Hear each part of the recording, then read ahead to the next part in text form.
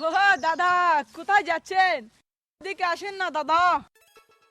বলছিলাম যে দাদা আমাদের চিনিগুলো নেন না দাদা, আমাদের চিনিগুলো তো দাদা পিঁপড়ায় খেয়ে নিচ্ছে। আর দাদা আমাদের পেঁয়াজগুলো দাদা গুদামে একদম পচে শেষ হয়েছে। আর আলুর কথা কি বলবো, ওটা তো খেতেই পচে যাচ্ছে। কিছু নেন আমাদের কাছ থেকে। ও দাদা, চিনি পিঁপড়ে খেয়ে নিচ্ছে, পেট পচে যাচ্ছে, তাই আমরা কি করব দাদা? আপনারা তো বললেন আমাদের কাছে পেঁয়াজ বিক্রি করবেন না, চিনি বিক্রি করবেন না, আলু বিক্রি করবেন না।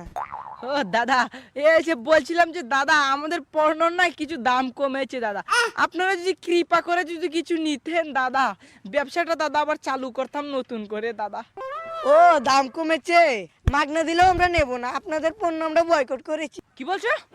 আমরা পাকিস্তান থেকে আমদানি শুরু করেছি, আপনাদের থেকে আর মাল নিব না। কি বেশি বাড়াবাড়ি করো না, চট্টগ্রাম দখল করে নিব।